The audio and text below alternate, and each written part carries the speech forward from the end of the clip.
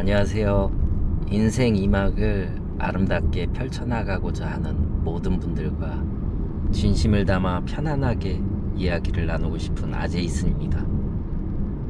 오랫동안 머물렀던 주된 일터에서 벗어난 지가 어느덧 1년이 훌쩍 넘었습니다.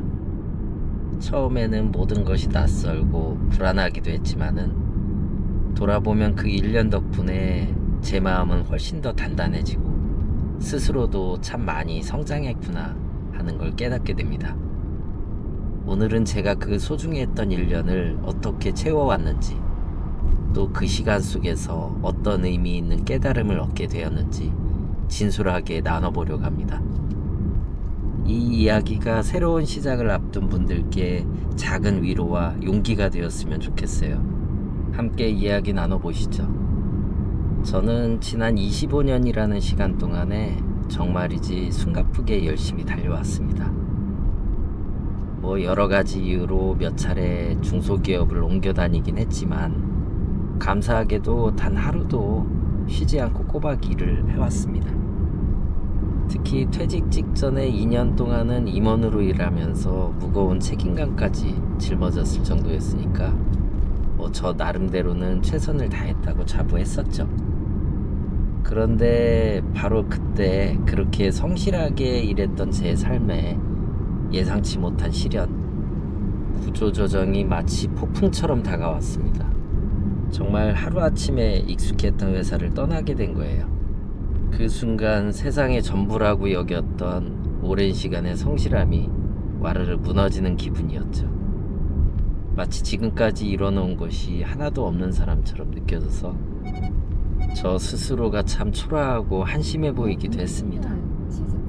하지만 되돌아보면 제가 50살이라는 나이까지 흔들림 없이 주된 일터에 머물게 해준 결정적인 사건도 하나 있네요. 저는 상업고등학교를 졸업하고 여러 아르바이트를 전전하다가 군대를 다녀온 후에 본격적인 사회생활을 시작했습니다. 그렇게 일하던 어느 날 저보다 1년 늦게 입사한 고등학교 동창이 전문대 졸업자라는 이유만으로 저보다 더 높은 급포로 들어온 것을 알게 되었어요. 지금 생각해보면 입사 시기 1년 차가 대단한 것도 아니고 급포가 높아봐야 월급 고작 2, 3만 원 차이였는데 그때는 왜 그렇게 속이 상했는지 모르겠습니다. 아마도 저를 짓누르던 학력의 벽에 대한 지독한 열등감이었을 겁니다. 그 순간에 가슴 먹먹한 서러움이 저를 움직였어요. 결국에 그 길로 야간 대학문을 두드렸고 낮에는 일하고 밤에는 공부하는 주경야독이라는 시간을 버텨내면서 지방 4년제 대학을 졸업할 수 있게 되었습니다. 그때는 참 서러웠던 기억인데 지금 와서 돌이켜보니까 그 서러움 덕분에 내린 결정이 그나마 제가 50대까지 직장 생활을 흔들리지 않게 지탱해준 버팀목이 되어준 것 같습니다.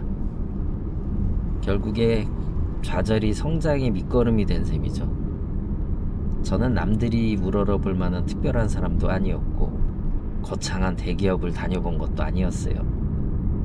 그저 평범한 일상 속에서 아내하고 열심히 맞벌이하면서 두 아이를 키워냈죠. 남들이 부러워할 만한 화려한 업적은 없지만 저한테는 더없이 소중하고 꽉 찬 가정을 이뤘다고 자부했습니다. 그렇게 잔잔하고 괜찮게 살아왔다고 믿었는데 갑자기 직장에서 밀려나게 되니까 제가 애써 지켜온 그 평범한 일상마저 속절없이 산산조각 나는 기분이 들었습니다. 제가 쌓아올린 모든 것이 한순간에 사라진 것 같아서 정말 힘들었죠. 저는 퇴직 후 시설관리라는 전혀 예상치 못한 길을 걷게 되었습니다. 새로운 일의 급여는 이전 직장의 절반도 채 안 되지만 참 아이러니하게도 그 덕분에 돈보다 중요한 인생의 가치에 대해 깊이 성찰하게 되었답니다. 이 길을 1년 동안 걸어온 지금 가장 크게 다가오는 깨달음은 이제는 남이 아닌 나 자신을 위해 살아야 한다는 진리예요.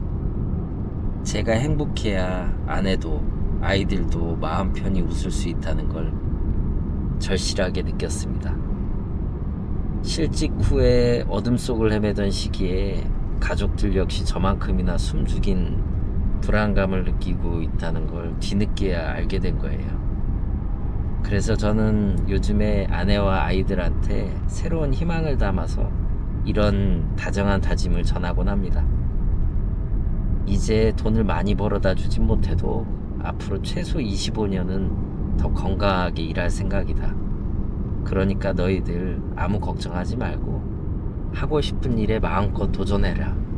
비록 큰 걸 해줄 수는 없어도 너희들에게 아무것도 못 해주는 무능한 아빠는 결코 되지 않을 거다. 물론 가끔은 댓글에서 그 나이 먹도록 해놓은 게 뭐냐 뭐 이런 차갑고 날선 댓글을 보게 될 때도 있어요. 그럴 때면 잠깐 마음이 쓰리고 시큰할 때도 있지만 저는 금방 생각을 고쳐먹게 됩니다.